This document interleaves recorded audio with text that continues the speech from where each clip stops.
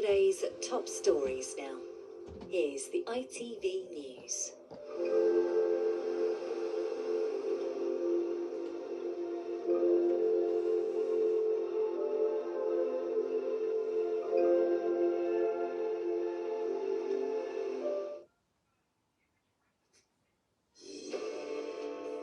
The Prime Minister says some protests might need to be stopped following a rise in anti-Semitic attacks.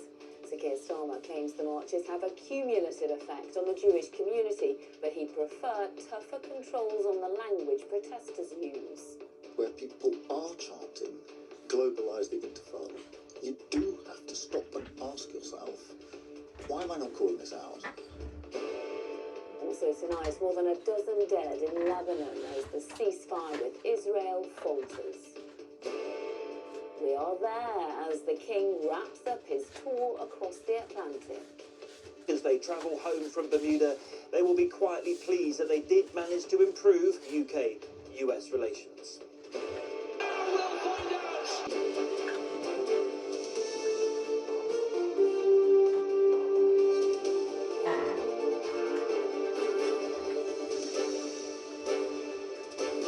This is ITV News with Lucy Watson. Good evening. One of the organisers of Britain's pro-Palestinian marches has told ITV News that blocking the demonstrations would strike at the root of free speech and assembly in the UK. The Stop the War coalition was responding to the comments by the Prime Minister, who said today there might be instances where stopping protests could be necessary. Sir Keir Starmer said he supports the right to protest, but he is concerned about the cumulative effect the marches are having on the UK's Jewish community. It comes after two Jewish men were stabbed in North London this week. Helen Keenan now reports. More police and more private security for a community deeply concerned after two Jewish men were stabbed here in North London this week. It has led to accusations that pro-Palestinian protests could be fueling anti-Semitism. Organisers say it's unacceptable to connect the two. The Prime Minister has said he won't support a total ban, but suggested there could be instances where it was necessary, and raised concerns about the cumulative effect of repeated marches and the language used. If you are on a march or a protest where people are chanting, globalise the intifada, you do have to stop and ask yourself, why am I not calling this out? Why am I on a march where this is the chant? The Conservative Party leader has backed calls for a ban and other measures, and is warning British Jews are under siege. I heard the Prime Minister give an interview this morning where he didn't seem to know what to do about it. There are things that we can do. We can ban hate preachers from this country, stop them from coming in. We can remove visas from those people who are not British, who are here spreading hate and anti-Semitism. The head of the Met Police says Jews in Britain are in the middle of what he called a ghastly Venn diagram of hate. Jewish people I've been speaking to today have told me that they feel unnerved. They're used to seeing security at synagogues, but seeing this increased presence in the general community makes them feel on edge that this is so necessary. A solemn day for Jews marking the Sabbath, who have little faith the hostility will end soon. Helen Keenan, ITV News. At least 20 people have been killed in Israeli airstrikes on southern Lebanon in the last 24 hours, according to the Lebanese Health Ministry. That is despite a ceasefire being in place, a ceasefire which now seems to exist only in theory. Ellie Pitt has more. This is a ceasefire that looks very much like war. From the skies, the Israel Defense Forces say this footage shows them destroying terrorist positions. While on the ground, IDF troops inspect the damage caused to a football stadium. Despite a pause in the wider Middle East war, Israel and the Iranian-backed Hezbollah continue to strike each other. And in the hospitals of southern Lebanon are patients who narrowly survived those attacks, like Sana, who is needed to have both her legs amputated. In the morning, my husband, my daughter, my son-in-law and I went out to work in a banana plantation. At around Around 10 o'clock, we were hit by a drone. It knocked us off our feet, and I lost my consciousness. Thousands have fled Lebanese villages and towns following Israeli evacuation orders and warnings not to return to their homes near the border or be considered a threat.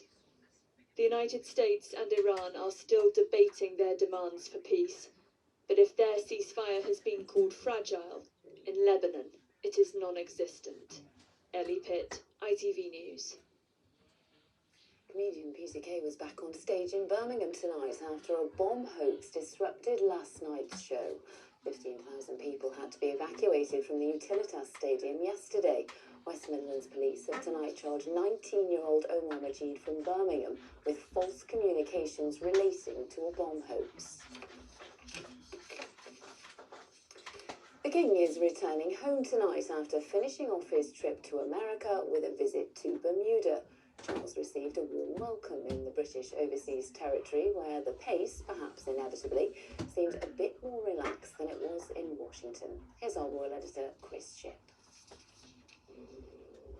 There can be few more beautiful places on earth to wrap up a royal tour, but when this week 4 of those days have been at the heart of US politics, finishing things up here in Bermuda looked today like an inspired decision.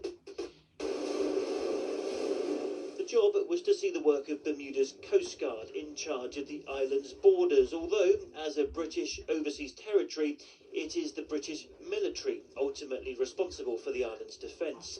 It's a reminder that, in the oldest English colony, there is still a debate about whether to stay tied to the former colonial master.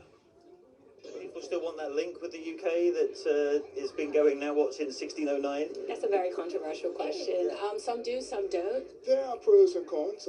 But there's no problem with a child leaving home at some point and standing on their own and taking care of themselves. Spanning just 21 square miles in the middle of the Atlantic, it felt like nearly all of Bermuda had crowded into Government House for a garden party to mark King Charles's visit, not to a foreign country, but as their head of state.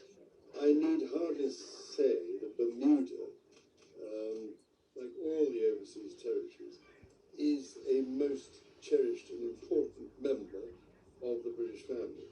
The last time he was here was 56 years ago. It was 1970. The now king was a prince and his levels of energy were perhaps a little higher.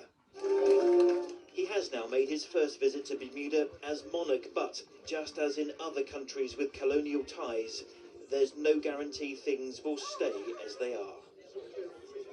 King Charles is not a man to engage in moments of self-congratulation, but if he and his team were to reflect on this week as they travel home from Bermuda, they will be quietly pleased that they did manage to improve and move the dial on UK-US relations.